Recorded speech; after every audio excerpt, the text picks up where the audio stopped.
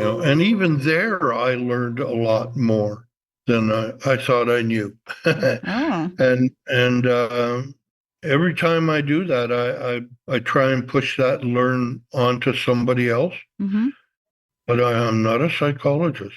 Like the explaining EMDR or trying to, or even rapid eye movement. They look at me like, "What kind of popcorn did you just have?"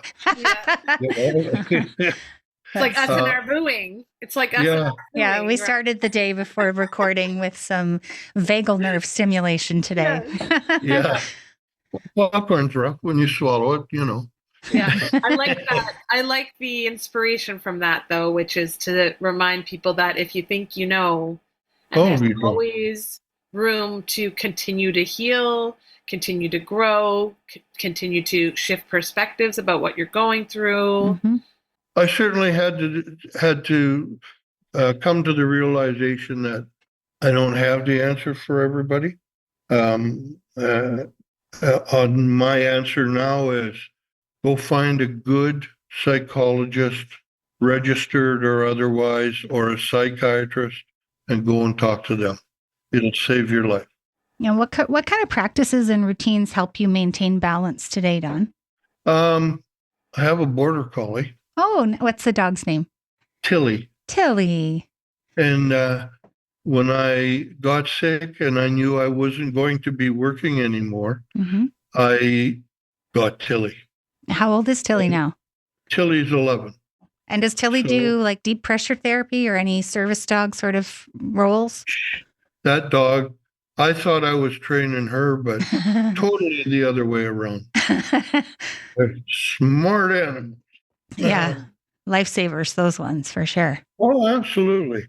Absolutely. Like all of a sudden there'd be a ball in my lap. Oh, Like, okay, I must have been demonstrating, right? I yeah, must have been, or there was a holy Jesus, I'm not going near you. right. Uh, Look, or just to stand beside you. Mm-hmm. It totally took me away. Mm-hmm. Here's the vehicle you need to get out of that mood you're in, right? Go throw the ball. Go throw the ball with the dog. Yeah. And I was soon taking my issue, throwing it away, Oh, right? yeah. Yeah, that's And the in dog would balance. bring it back, and I just keep throwing it Throwing it away. away. Yeah. Wow. That's Now I'm beautiful. lazier. I'm much happier.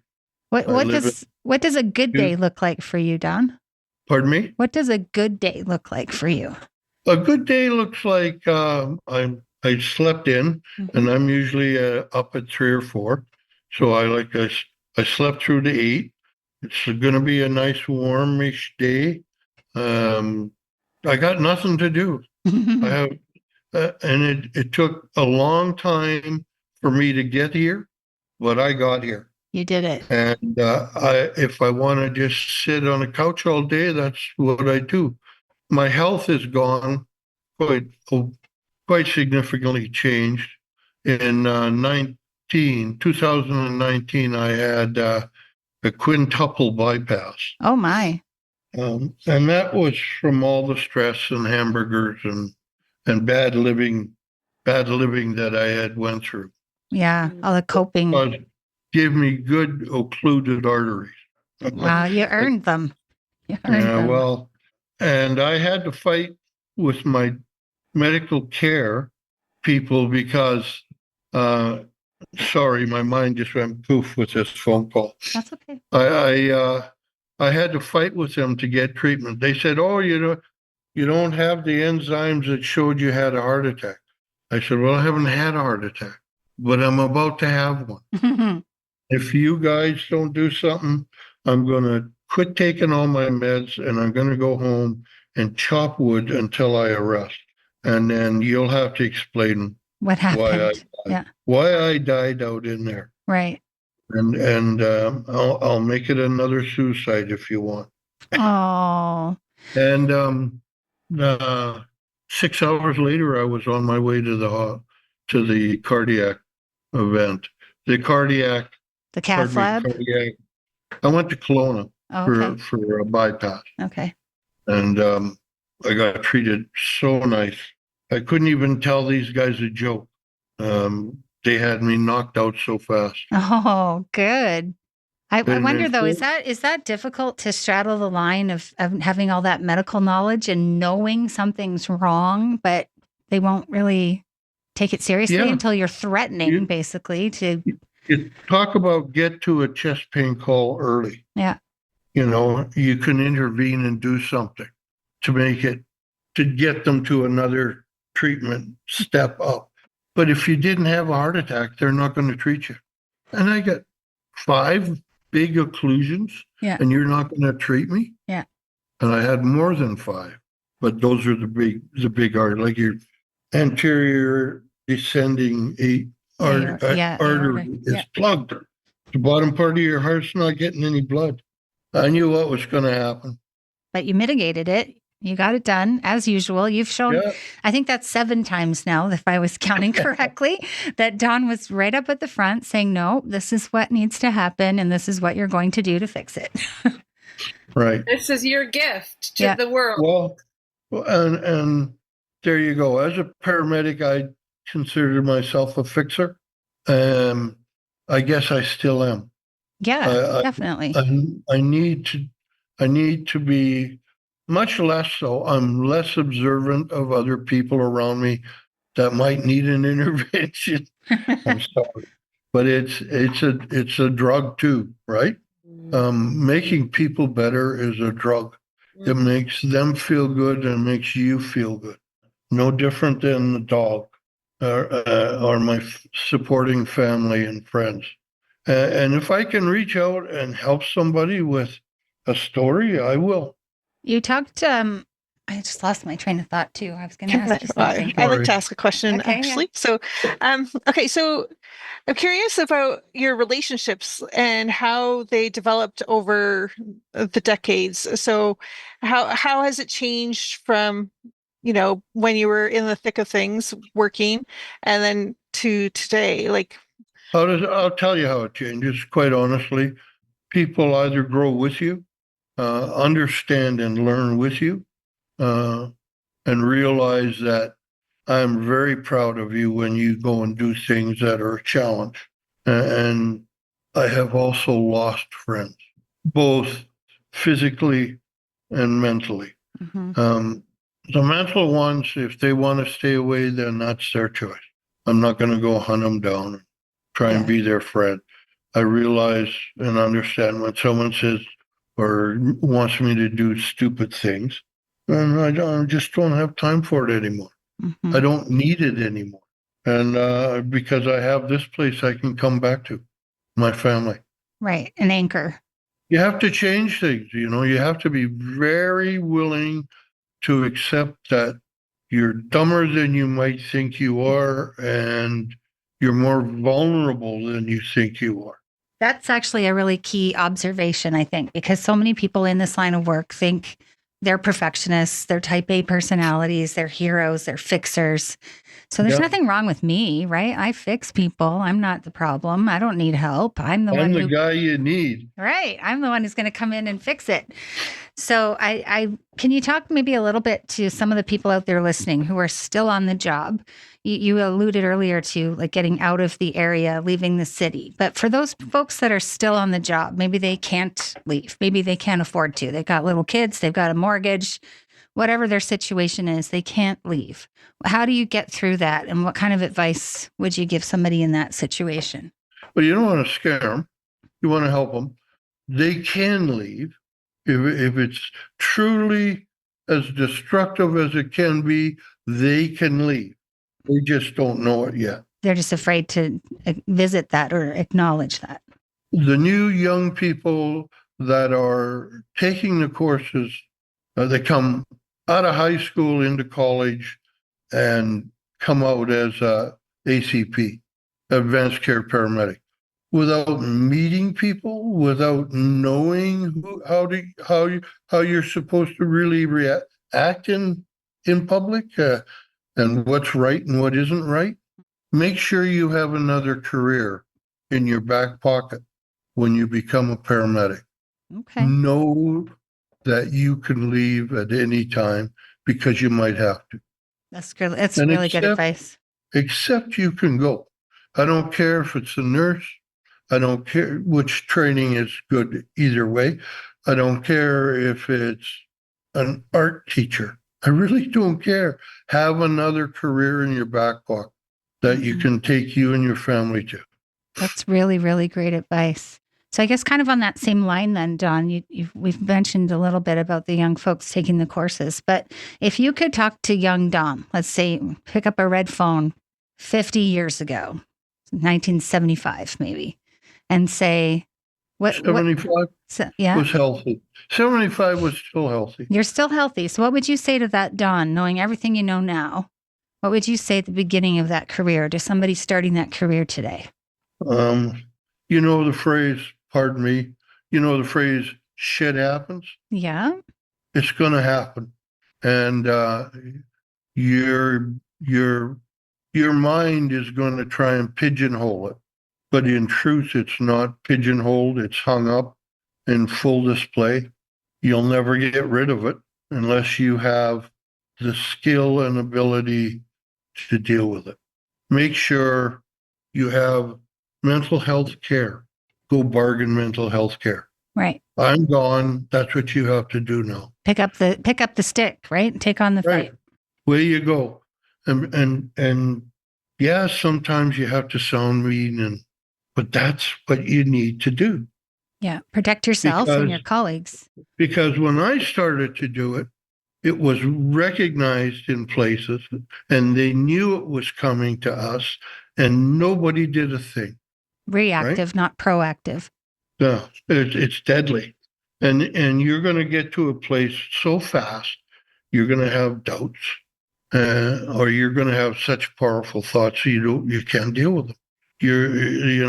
Nobody wants you to take that way out. Everybody wants you to be healthy and wants you to not be scared. Put your big girl or boy panties on and understand how frail and fragile and vulnerable you are. And I don't talk to a lot of new ones anymore, mostly because I had trouble dealing with their arrogance coming out of high school and being ACPs. Right. And like, you don't know shit, Jack. Right. You haven't seen anything yet. And your diagnostic skills may not be that sharp as you think they are. Right. You got a license from a private school that said they promised the employer they'd get so many ACPs. So anyhow, there's that. And the more protocols you have and skills you have to help patients will weigh heavier upon you and will make it an easier. There's more issues to give you grief. Trust me. Today than there was before. Do you think that's because of the volume of calls? Like back to back to back, you don't really get a break? No, it's what I see is all these young people quite self-centered, and they're wise enough to know they need another day off to deal with stuff. And that's why there's a 50% unfilled seats on a given shift in Vancouver, just about any given shift, and they need more paramedics. It was 800 when I started. There's now 4,500. Which is still not enough, which is amazing. So what Don's talking about for some of us that are some of the people listening is there's a huge problem throughout Canada right now where people are rightfully and needfully calling in sick and their colleagues are then picking up the slack. They're getting paid overtime. So the budget's being thrown out the window because you're paying tons and tons of money for these people. They've already put in their shifts for the week and now they're working extra. So you've already got people in this trauma-facing career, thankfully with at least some mental health supports available to them today. But now they're working 100 hours a week instead of 60. And that is going to impact how the public gets service, how people show up in that day, on that job, in that role, because they're even that much more exhausted physically, emotionally, mentally, physiologically. It's a crisis. And I don't know how to fix it. I'm not a bureaucrat, but...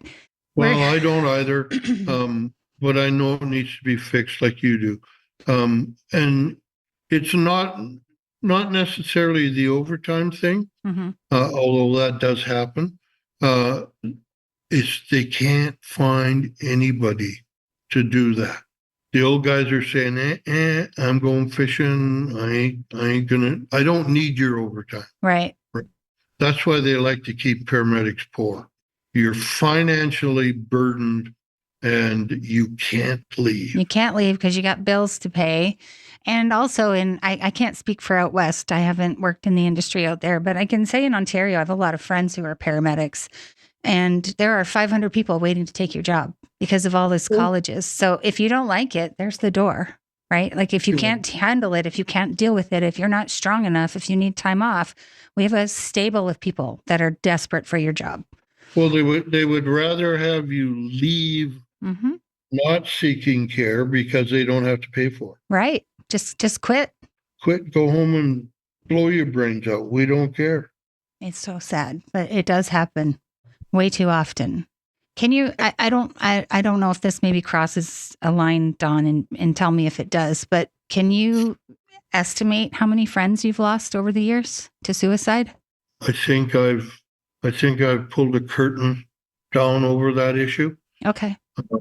because some, I think, were suicides that aren't Right. registered as suicides because there's insurances and there's all kinds of reasons why Right. people will disguise it. I'd like to say half a dozen. Personal friends. That really puts this into perspective for people out there listening. I mean, that is not a normal experience in life. It's just not, and it shouldn't be. Thank God I don't get to see them. All the suicides I have seen and dealt with are still there. Right, of There's course. still pictures. And when I hear, oh, so-and-so has committed suicide in the service, there's a black ribbon on Facebook. Mhm. And I go, I want to say who's gone now. I don't. Yeah. No, that's fair. Absolutely. Yeah, it's certainly people that I call friends, and by far more people that I know. Mm-hmm. And one is no less unfortunate than the other and totally preventable in my mind. Yeah, absolutely. Mitigated properly, it doesn't have to happen. And I'm not one of the ones that could have necessarily helped them. I could talk to them. I think you could did, listen. Don. I think you did. I Well, think you've probably helped way more people than you think, not just the patients. I mean, through the union work, through your advocacy and getting this kind of help started, inventing the wheel. That's what you did. I've actually called the employer and turned in a good friend. Oh, Like this person is stoned when she's at work and you're responsible because you know about her now. And she was off car right away. but you probably saved her life by doing that. I hope so. Yeah, I would imagine you did. That's an example of, I don't know if we want to get into this too much today, but there seems to be like an insistence for first responders that they're fine, even when people in their family or their community or their coworkers are noticing some signs and symptoms of frustration or acting out, violence. Maybe you're calling in sick for shifts or you're showing up late, whatever the case may be. But the first responders still saying, no, I'm fine. And they won't reach out and they won't ask for help until somebody intervenes. So let's talk a little bit about when and why and how you make that intervention. Do you really need to know somebody before you step in like that? Or is it, if you see someone in danger, say something? You have to know you more than them. We are normally SpongeBob, right? We suck up whatever is bothering our friend in front of us. And then we have to deal with it. You can't just go, that's over. Mm-hmm. When you need to be when an intervention needs to happen is right at the call, right immediately after, if not during. Your partner has to say something to you. if they catch it. They are now put training in for peer counseling and stuff. Mhm. So you get people to phone that are, you don't have to explain what it's like to. Yeah, we've got some of those people on the podcast this season. In fact, we've already talked to Wounded Warriors and Boots on the Ground. We've got Wings They of just went Change. riding. They just went riding by on their bicycle tour Did they? here a couple of days ago. Yeah. I think they're raising money for, well, the charity, of course, but there's also a bike ride that happens for a paramedic memorial that's going up in Ottawa.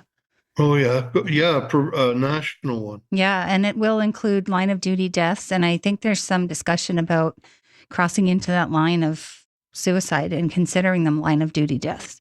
Well, a lot of paramedics are saying, why isn't it a line of duty death? It should be. The job caused the problem, right? I mean, Right, yeah. exactly. If they got dengue and died, that would be an honorable way, and according to the employer. Right. Somebody jabbed you with a needle stick or something. Oh, that's fine. But Oh yeah. I don't know. I've been around a long time, and we used to stick our catheter or needles into the mattresses. That's what we were used to do. We used to be taught you just stick it that sharp in there, and it's out of the way. And then they'd pull it out and clean up this mattress, and you go to the next call. wow. Well, they did the same thing with a horrific call, a big MVA, motor vehicle accident, with lots of trauma. Your next call is a shooting, and you're still cleaning up when you're going to that call.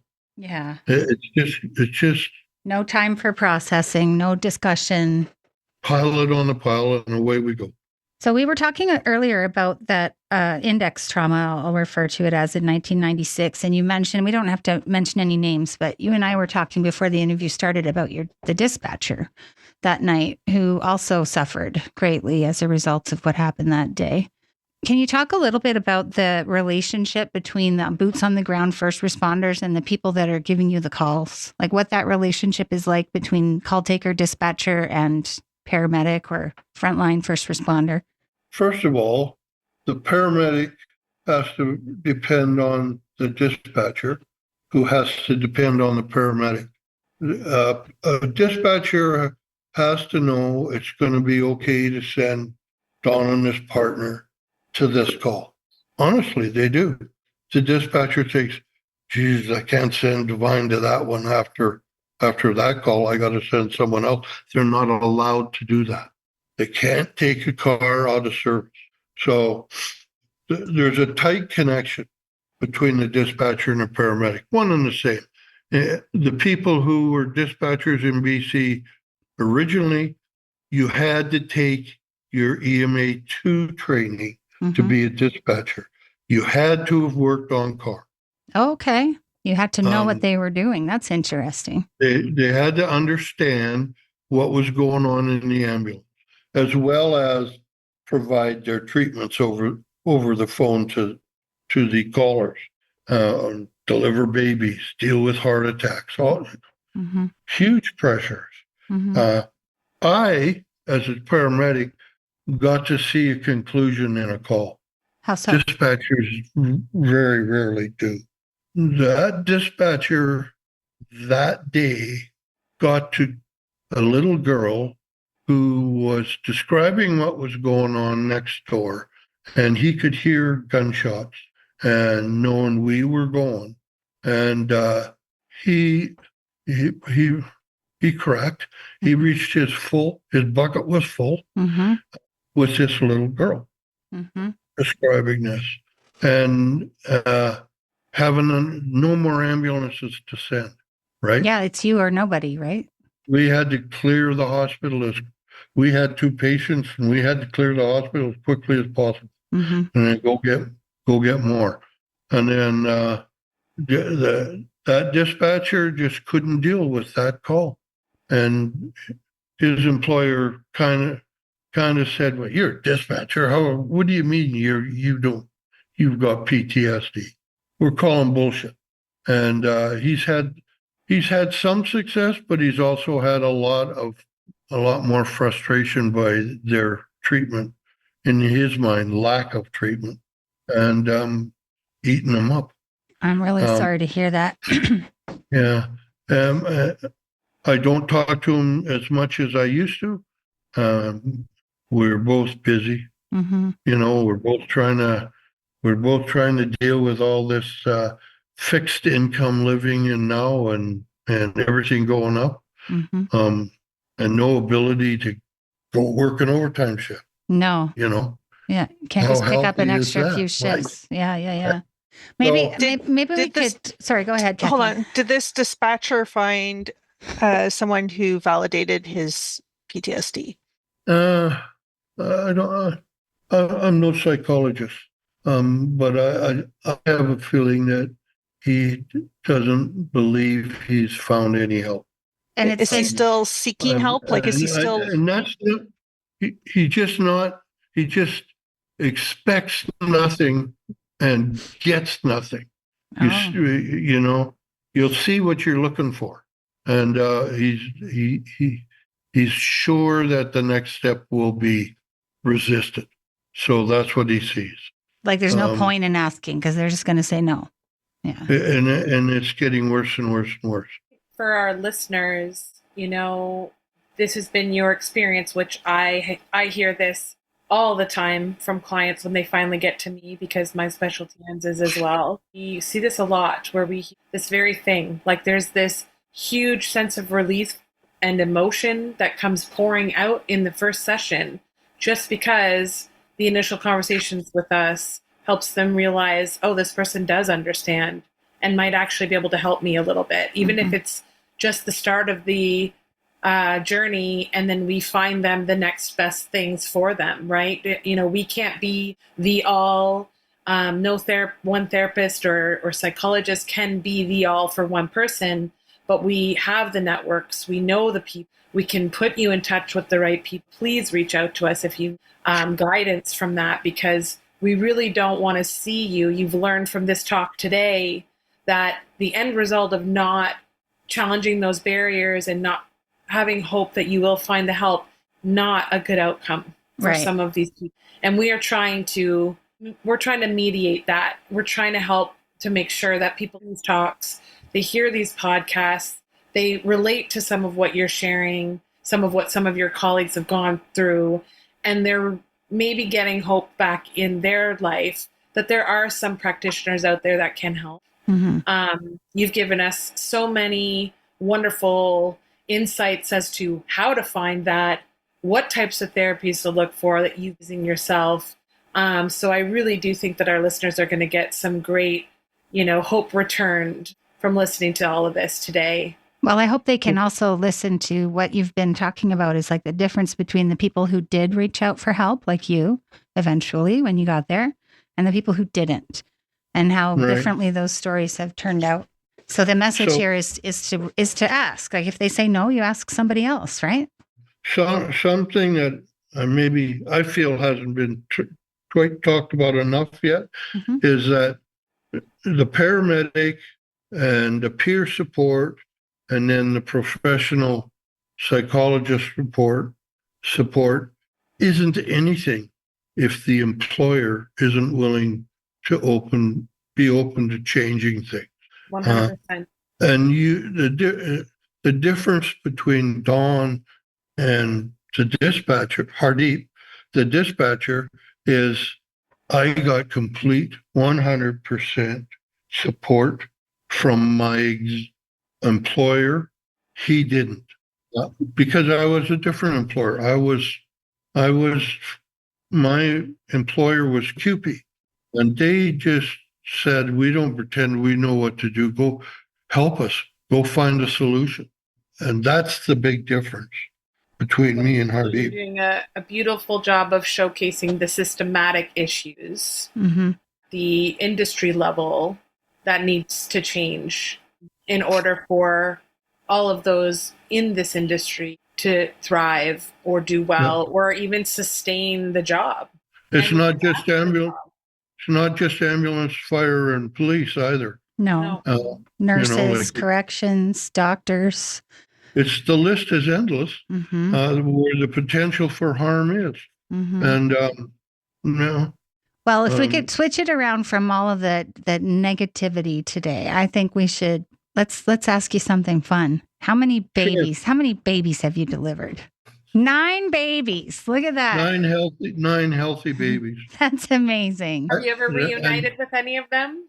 well, we had to do a couple of, Are poor any things. of them named Dawn? Yeah. We had to do with a couple of emergent issues, but I had 9, and I say I had 9 healthy birthings. I didn't have them. No. All I did was slow things down, fix things that were easily fixable, Mm-hmm. and suction pretty little young babies and watch them go from looking like a prune to looking like a human. And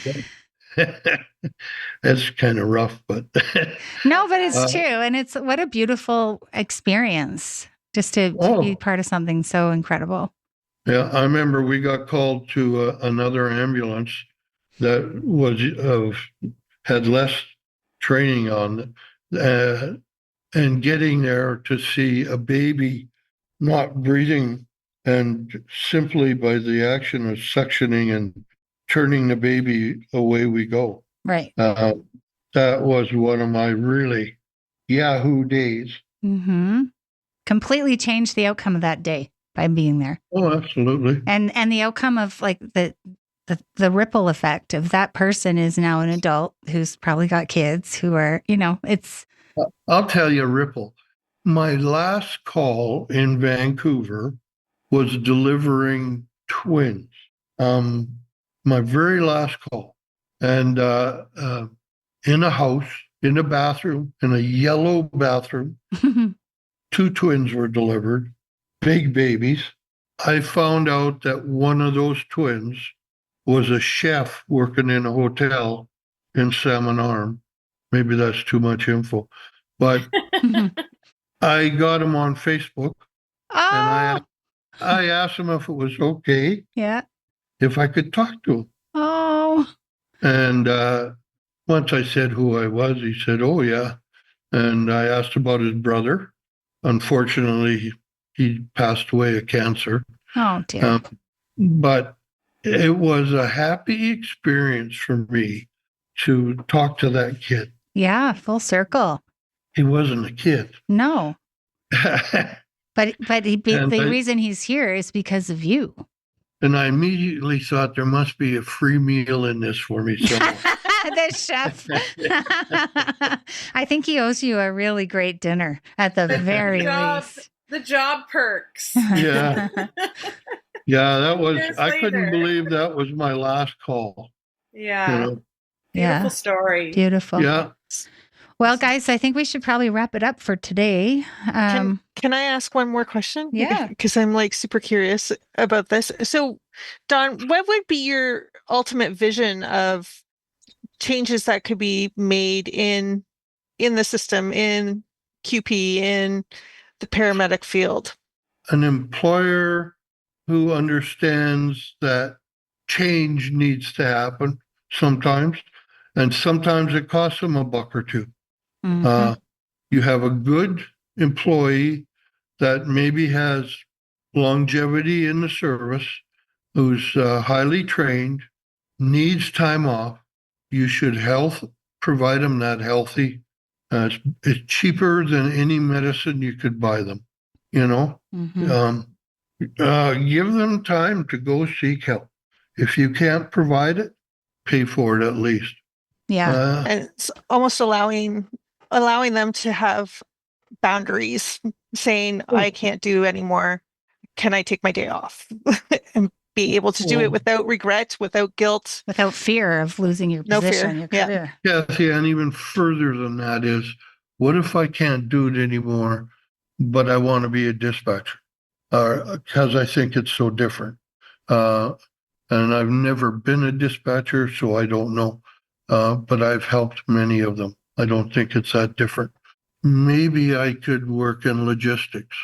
Maybe I could do ambulance transfers.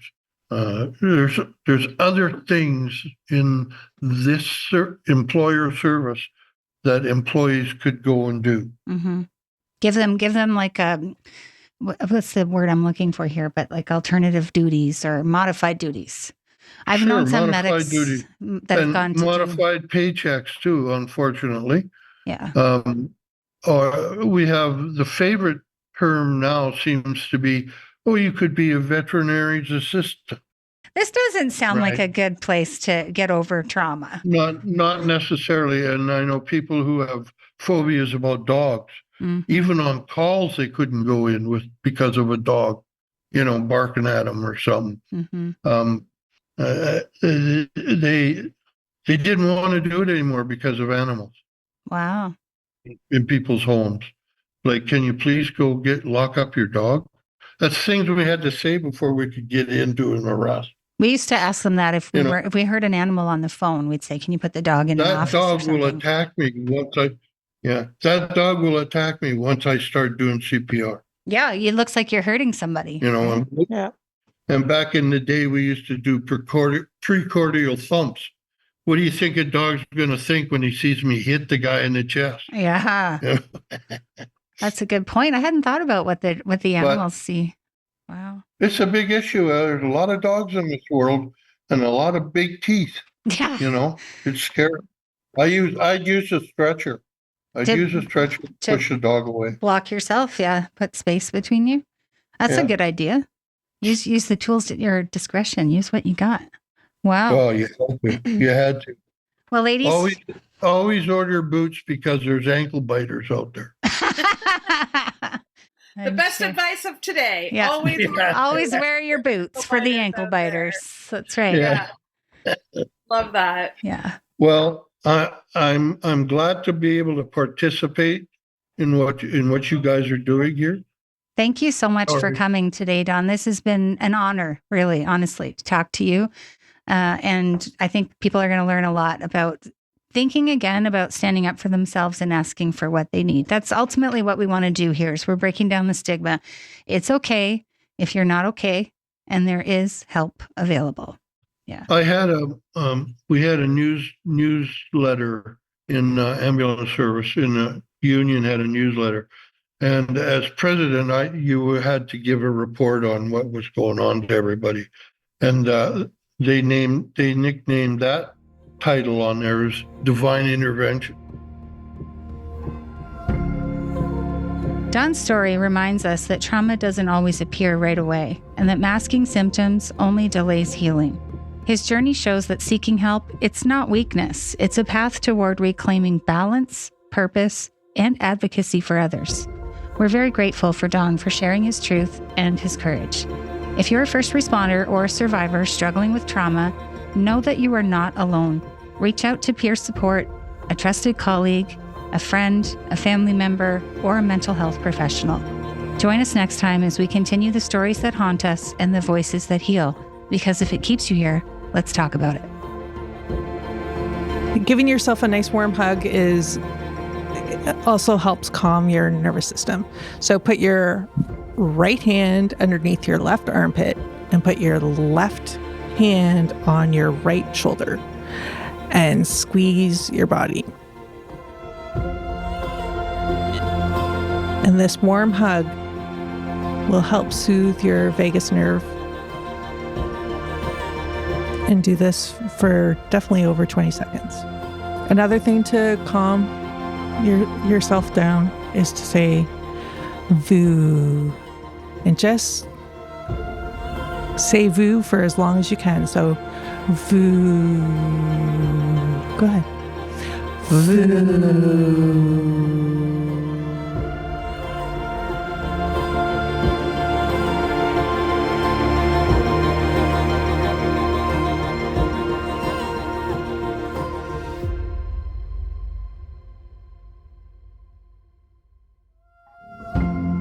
We want to thank you for listening to The Other Side of the Call. Make sure to follow and subscribe so you don't miss our next conversation.